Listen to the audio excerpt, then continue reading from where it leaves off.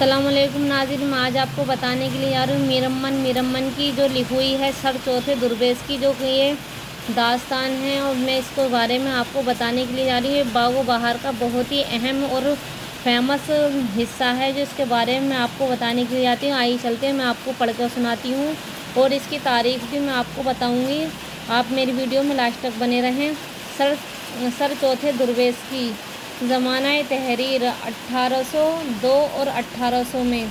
چوتھا فقیر اپنی شعر کی حقیقت روبرو اس طرح دہرانے لگا، یعنی وہ فقیر جو اس کے اوپر بیتی تھی وہ اپنی بات کو دہرانے لگا۔ قصہ ہماری بے سرپائی کا اب سنو، یعنی وہ کہتا ہے قصہ ہماری بے سرپائی کا اب سنو، ٹک پر اپنا دھیان رکھ کر میرا حال سب سنو، یعنی دھیان سے آپ سب میرا حال سنیں۔ کسی کے واسطے میں آیا ہوں یہاں تک تباہ ہوا، یعنی میں کسی کے واسطے یعنی کسی کو پانے کے لیے میں یہاں پر آیا ہوں۔ سارا بیان کرتا ہوں اس کا سبب سنو، یعنی میں سارے کا سارا اپنا بیان آپ سبھی کو بتانا چاہتا ہوں، میرا یہ بیان بخوبی سنیں۔ یا مرشد اللہ ذرا متوجہ ہو، یہ فقیر جو اس حالت میں گرفتار ہے چین کے بادشاہ کا بیٹا ہے۔ جو اس حالت میں جو گرفتار تھا وہ چین کے بادشاہ کا بیٹا تھا۔ ناز و نعمت سے پرورش پائی، یعنی اس کی پرورش بہت ہی انتہائی ناز و شوکت سے کی گئی پرورش پائی، اور وہ خوبی تربیت ہوا۔ زمانے کے بھلے برے سے کچھ واقف نہ تھا، یعنی وہ اچھا برا اس نے کبھی اپنی زندگی میں دیکھا نہیں تھا کہ کیا اچھا ہوتا ہے کیا برا ہوتا ہے۔ اس کی زندگی میں تو صرف اچھا ہی اچھا تھا، کیونکہ نہ تو وہ چین کے بہت ہی مشہور بادشاہ کا بیٹا تھا، جانتا تھا کہ یوں نہیں ہمیشہ نبھے گی، یعنی یوں نہیں ہمیشہ نبھے گی۔ ان کی فقری میں یہ حادثہ روزگار ہوا۔ کعبہ عالم جو والد اس یتیم کے ساتھ تھے، انہوں نے رحمت فرمائی۔ جان کندری کے وقت اپنے چھوٹے بھائی کو جو میرے چچا ہیں بلایا اور فرمایا کہ ہم نے تو سب مال ملک چھوڑ کر وہ کوچ کر گیا، لیکن یہ محبت میری تم بجا لاؤ اور بزرگی کا کام فرماؤ۔ جب تلک شہزادہ جو مالک اس تخت 76 کا ہے، جو ان میں شور و سنبھالے اور اپنا گھر دیکھ بھالے کی نیابت کیچو اور صاحب عزت کا خراب نہ ہونے دیجیے۔ جب وہ بالغ ہو اس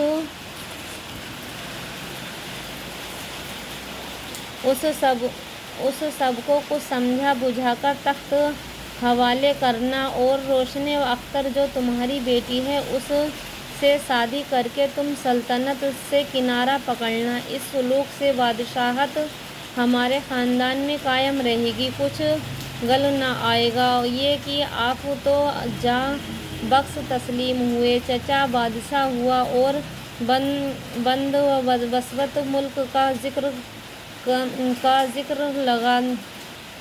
لگا۔ مجھے حکم کیا کہ زمانے میں محل میں رہا کریں، جب تک جوان نہ ہو باہر نہ نکلے۔ یہ فقیر چوتھے برس کی عمر تک 14 برس کی عمر تک بیگانیت اور خواہشوں میں پالا گیا اور کھیلا کودا۔ چچا کی بیٹی سے شادی کی خبر سن کر شاد تھا اور اس امید پر بے فکر رہتا اور دل میں کہتا کہ اب کوئی دن میں بادشاہت بھی ہاتھ لگے گی اور کنترائی بھی ہوگی۔ دنیا و امید قائم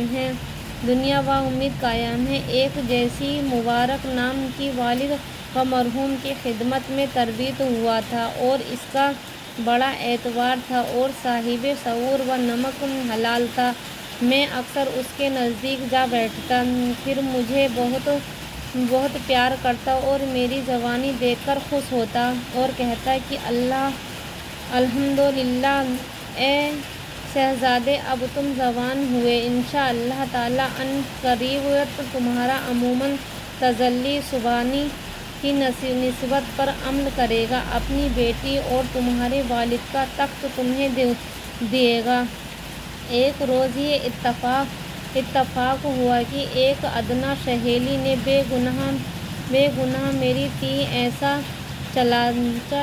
तमाचा खींचकर मारा कि मेरे गाल पर 5 उंगलियों का निशान उखड़ आया। मैं रोता हुआ मुबारक के पास गया। उसने मुझे गले से लगाया और आंसू आस्तीन से पूछे और कहा कि चलो आज तुम्हें बादशाह पास ले चलूं, शायद देखकर मेहरबान हो और लायक समझकर तुम्हारे हक तुम्हें दे दे।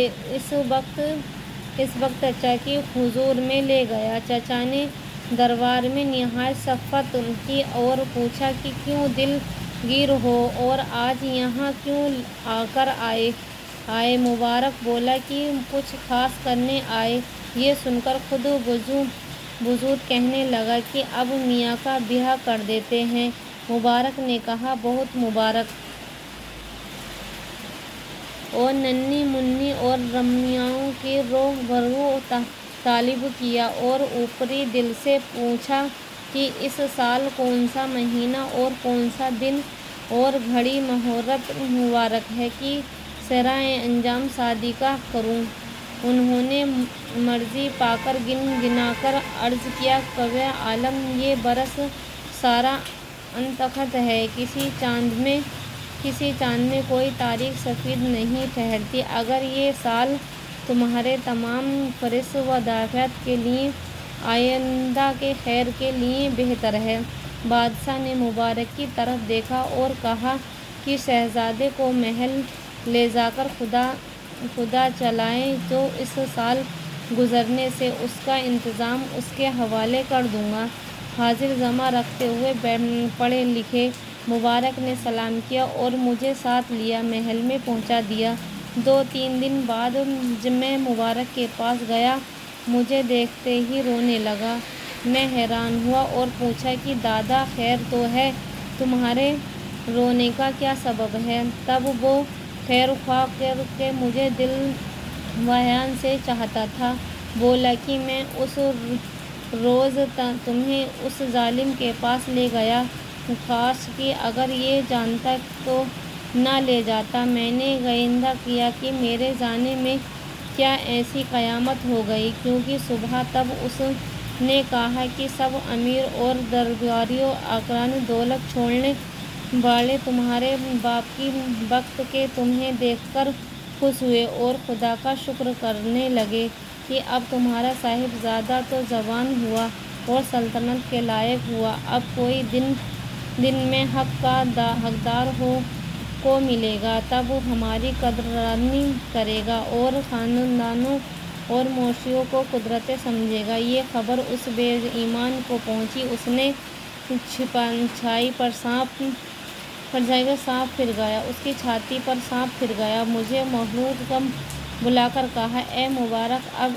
इसका काम कर, शहजादे को किसी फरीब से मार डाल और उसका खतरा मेरे जी से निकाल, जो मेरी खातिर जमे से बेहवाल हो रहा है कि तेरा चचा तेरी जान का दुश्मन हुआ। जो नहीं मुबारक से ये खबर ना मुबारक ने सुनी, बगैर मारे मर गया और जान के बदले जान डरने के पांव पर गिर पड़ा। वास्ते खुदा के मैं सल्तनत से गुजरा कि किस तरह मेरा जी बचे। उस गुलाम वाफा ने मेरा सर उठाकर छाती से लगा लिया। ऐसी ही वीडियो देखने के लिए मैं आपको इस कहानी को यहीं पर रोकती हूँ। अगली वीडियो में मिलते हैं, नेक्स्ट वीडियो में इंशाल्लाह। हमारी वीडियो को ज़्यादा से ज़्यादा शेयर करें, कमेंट करें। अल्लाह हाफिज़।